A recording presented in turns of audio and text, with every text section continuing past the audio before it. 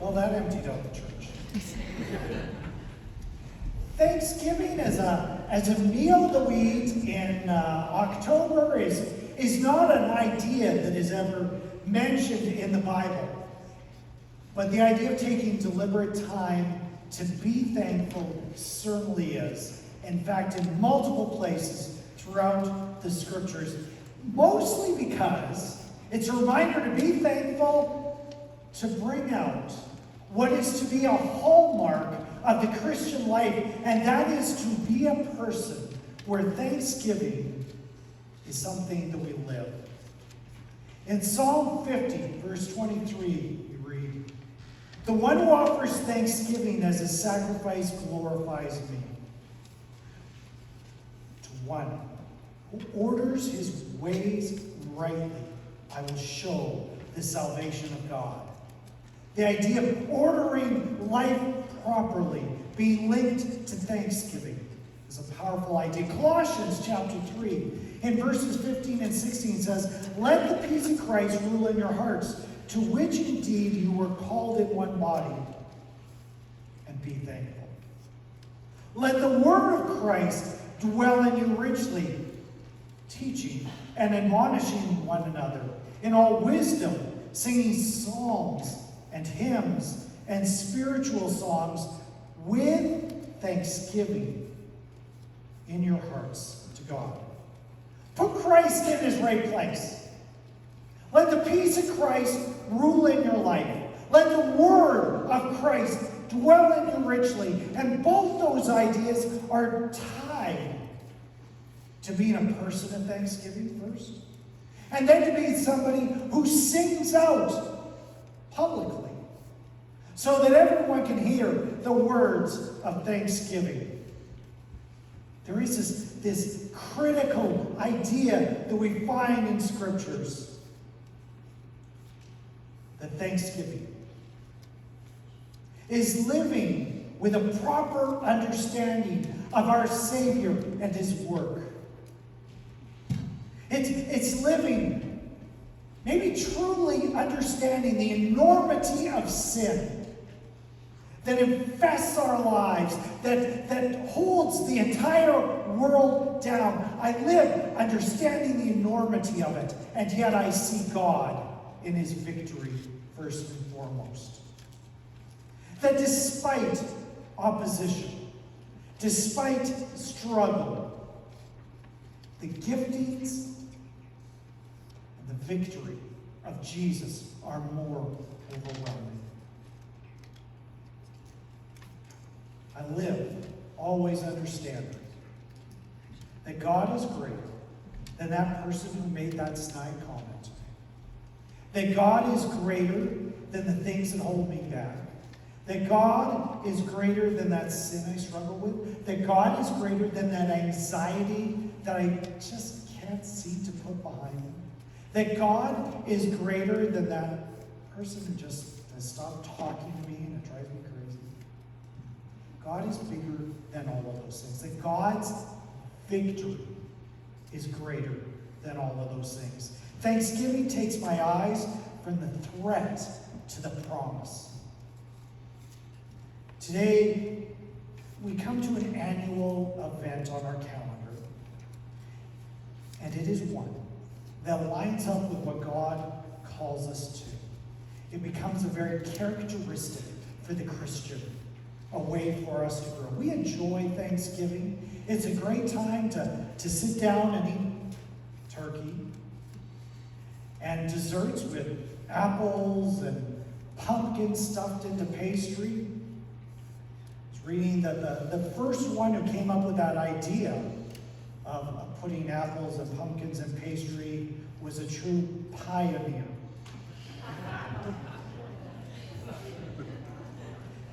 Yeah.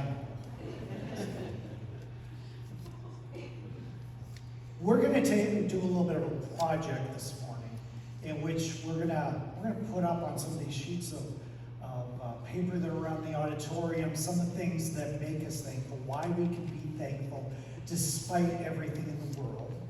I'm going to tell a little bit of a story before we do this, but why don't you put some thought into it? well, why can we be thankful? What do we have to be thankful for? So we're going to put it up in different spots around the auditorium so that we remind one another about Thanksgiving. But I want to tell this story first. I like to do sermons. If anybody's regular in our church is gathered, I like to do sermon series where we walk through a story for several weeks at a time. And there's a little bit of a danger on a week like Thanksgiving because many of our regulars are off somewhere else, and we have many guests here, and we're so glad you are here this morning.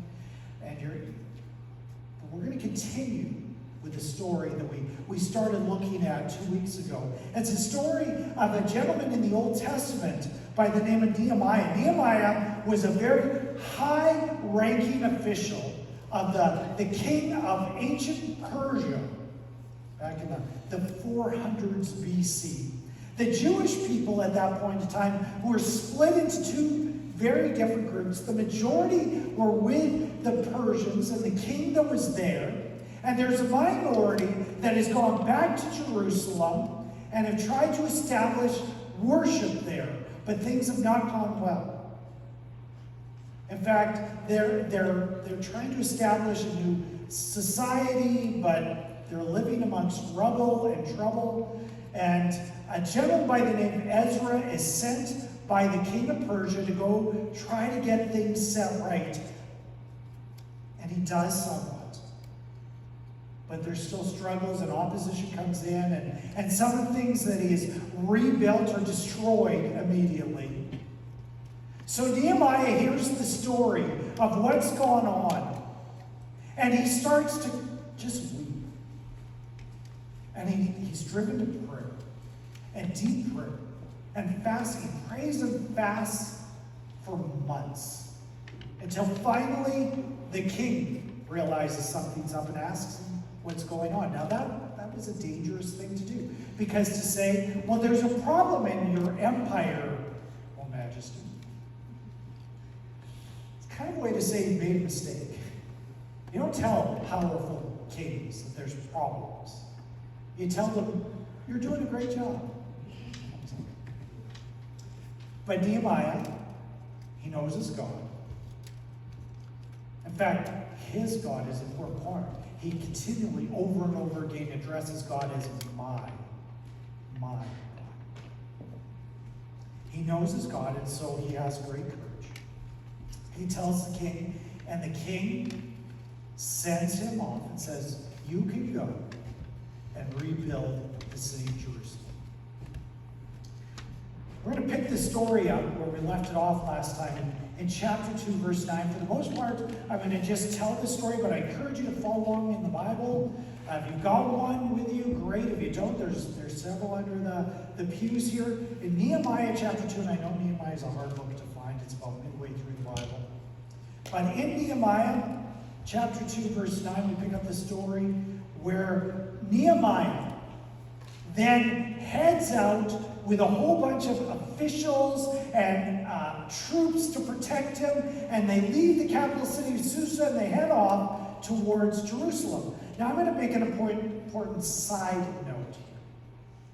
I mentioned Ezra had already gone back from the capital city.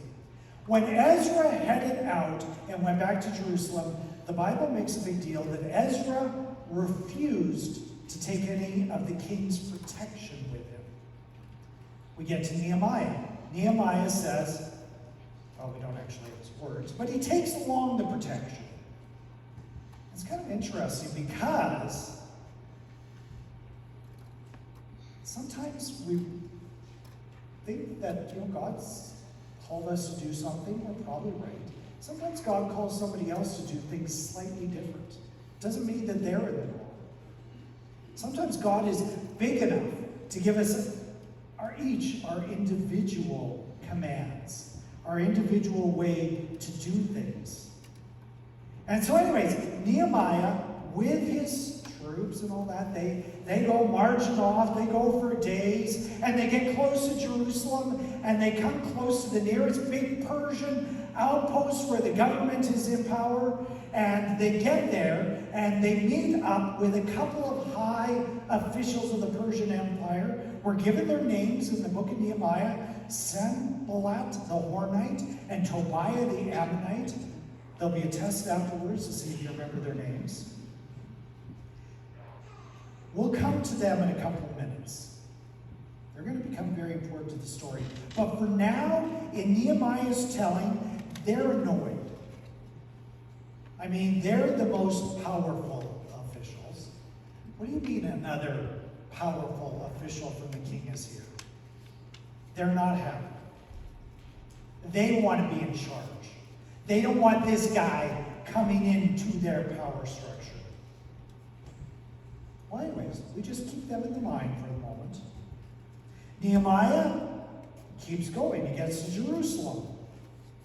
He gets it. We don't know what the reaction of the people was. Very, very few people in ancient Jerusalem subscribed to Instagram, so they may not have known he was coming.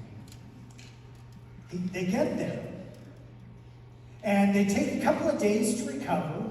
And we're told in the book of Nehemiah that Nehemiah and a couple of officials then get up in the middle of the night and go on a secret exploration of the city. Nehemiah's on horseback, nobody else is, they're walking. And they start to go around the city to inspect things. Particularly the walls. Now the walls played a role in keeping out the bad guys, but they also played a role in that they were a gateway in which commerce and business was done. And as Nehemiah is going along, it mentions in the book that they particularly come to one gate that was really important for commerce to enter into the city. And Nehemiah writes that I couldn't even get my horse through. I had to get off and kind of sneak through and around all this rubble that was everywhere. I tell you, if I go to a store and I have real trouble getting in the door, I'm probably not going back. That was what is happening in Jerusalem. And they look around, and if it's to keep the bad guys out, there's holes in the walls everywhere. It's all rubble. It's a mess. And Nehemiah is probably starting to think back, you know, when I was back in the palace, oh, it was so nice. Good meals. I taste the king's wine every night. Comfy bed. No real headaches, because nobody ever came to complain to the king because they get their heads chopped off. Everything was happening. And now here I am in the midst of an overwhelming situation. This is much worse than I could have imagined. Nehemiah gives up on his little reconnaissance project. It's too bad. Everywhere he goes, there's just rubble. He wasn't maybe prepared for this level of devastation. He's already dealt with people who are annoyed that he's there, who are weary of him, and now he's overwhelmed by the scope of what needs to be done. And in Nehemiah 2, Tanner, you may have to click it. Nehemiah 2, we read this. He gets the people together in verse 17 and 18. And he announces to them, you see the trouble we are in. I love the way he makes it about, now you people have made it a big mess. I'm part of this. How Jerusalem lies in ruins with its gates burned. Come, let us build the walls of Jerusalem, that we may no longer suffer derision. And I told them of the hand of my God that had been upon me for good. And also the words that the king had spoken to me. And they said, let us rise up and build. By the way, that's obviously where I got the name for this sermon series. So they strengthened their hands for the good work. Okay, there's trouble everywhere. People are annoyed at him. Isn't it remarkable that the first thing he sees is the hand of God? I'm going to tell you, that is not natural. The natural thing is to focus on the person who is annoyed at us, or focus on this overwhelming situation. But to see God first, foremost, absolute. That is supernatural work of God in his life. Well, no sooner does this happen when those two guys, Sanballat the Hornite and Tobiah the Ammonite, come with another friend. Now, just in case you were confused enough by all these foreign names, we throw in a third guy we don't know much about. His name is Geshem the Arab, and his name is mostly of interest from a historical point of view because the Arabs were not part of the Persian Empire, so the fact that he's there is kind of fascinating. We don't know anything about him. We don't know much about this Tobiah the Ammonite. The Ammonites were historical enemies of the people of Israel. That's kind of all we know about him. But this Sanballat, he's in history. He is in a lot of historical writings. He goes to Israel, and we don't know if it's before or after Nehemiah. Maybe Nehemiah inspires him. Maybe he remains an enemy. But Sanballat goes to a city in Israel, Samaria.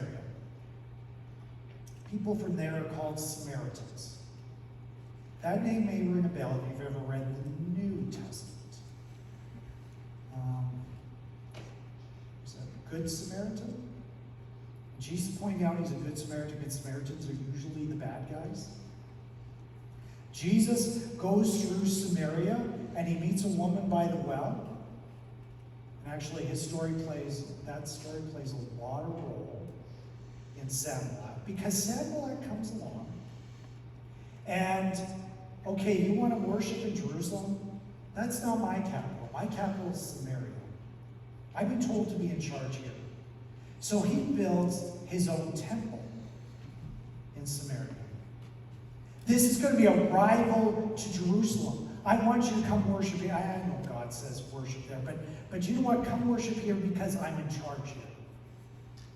And he sets up a rival city to Jerusalem with a rival temple. He is the great enemy of everything Nehemiah is trying to do, where he's trying to reestablish the city of Jerusalem. Part of the reason he's doing that is to suck up to the Persian king. There's rebellions that are starting to brew throughout that part of the Persian Empire. And so he sets up a city that is going to be loyal to the king. And he's starting to play it up. Nehemiah, you're not loyal to the king. You are going to lead Jerusalem to be a place of rebellion. And we read in verse 19 of Nehemiah 2, but when Sanballat the Hornite, and Tobiah the Ammonite servant, and Geshem the Arab heard of it, they jeered at us and despised us and said, "What is this thing that you are doing? Are you rebelling against the king?" I'm going to tell you, when people come along like that, not many of us stay focused on good at this moment. It takes an extraordinary commitment to God to see God first and foremost, to find love, hope, and peace in this moment. And Nehemiah's got a remarkable response. And in verse 19 we read, flip it ahead, yeah. Sometimes, or verse 20, this remote. Sometimes it wants to work, sometimes it doesn't. Then I replied to them, so this is Nehemiah's response, "The God of heaven will make us prosper, and we as servants will arise and build, but you have no portion, or right, or claim in Jerusalem." I gotta be honest with you, I don't think I'd give a one-sentence answer to these guys. I'd probably want to get up and have a good debate, an argument, and fight. That's a distraction. His job is not there to fight the opposition. His job is there to follow Jesus. This is Nehemiah's quick response. his big response is going to be found in the rest of the book by his actions.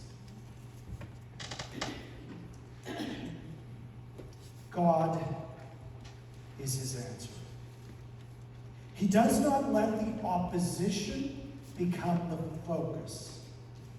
God alone is who I'm concerned about. There's a real threat to Nehemiah here. He knew his king. I mean, he knew the king really well. They were close. He knew that the king did not stand for disloyalty.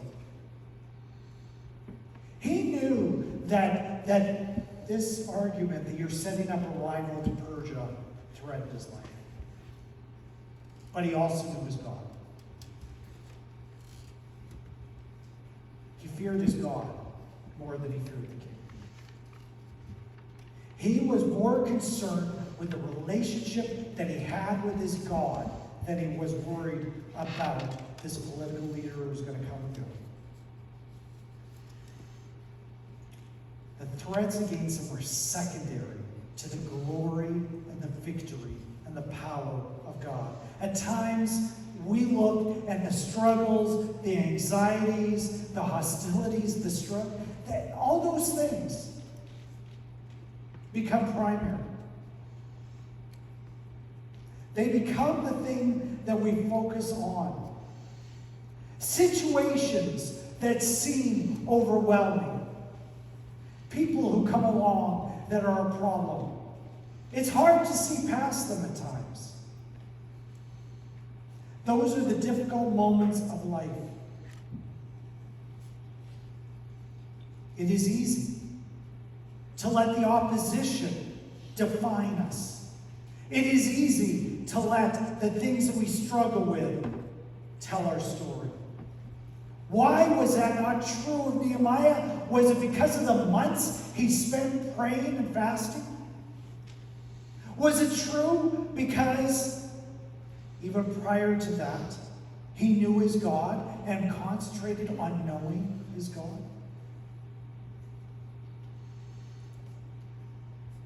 When times were good, he focused on God. And when we do it, it changes our perspective.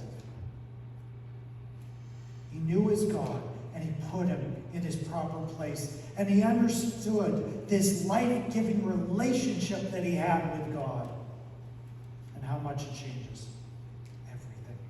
So I want to take us to our response. The idea of thanksgiving is not mentioned in Nehemiah chapter 2 at all.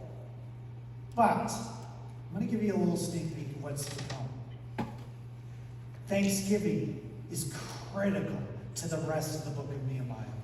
It's going to come up, particularly when we get to some of the later chapters. If you stick with this sermon series, in December we're going to come to chapter 12, and it's going to talk all about them gathering together to live in thanksgiving, where he's going to call the people. Let's be thankful for what God is doing. It's all about deliberately taking time to be people who recognize the good that God has done, the accomplishments that he has made in our lives, despite the struggle and despite the opposition. Nehemiah understood how easy it is to let our focus be the immediate in front of us. The pains, the anxieties, the comments that people make, the hurts that are inflicted, the person who ignores us now. It is natural to focus our eyes there. But God has something better, a great alternative to staring at sin and staring at the repercussions of sin, and that is to stare at the glory of Jesus Christ. So I mentioned last week, you were with us, said this a couple of different things this week, and a little earlier in the service. I want to do a little project. What we're thankful for, what makes us thankful. Either the things that we are thankful for, or maybe the God who turn us to be thankful. I invited people, if you wanted to bring things in advance, you could do that. I know probably church life is a lot like school life. Most people don't do their homework. So I've got 3 poster boards around the auditorium, one on each side and one at the back. I've got some glue sticks there. If you brought your homework, you can glue it up there. If you didn't, I've got some post-it notes. You can write on the post-it notes and stick it up there, or I've got some markers. You can write on the poster board. Whatever kind of works. We're going to take a few moments, not forever, because otherwise the Sunday school teachers are going to get annoyed at me. But we're going to take a few moments to write down what we're thankful for, or what makes us thankful. And I encourage you to do it.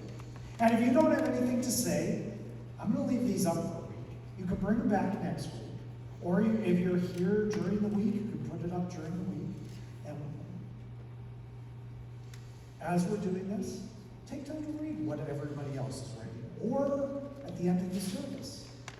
Or next week. Let's encourage one another with thanksgiving. I know it's hard to come up with these things. Hopefully most of you have had a cup of coffee going through your bodies. But we're going to play some music quietly in the background. And I'm going to stop talking for a few moments. And I encourage you, take a moment. If you don't know what to say a quick prayer. And then move to one of these 3 spots. And either stick it up or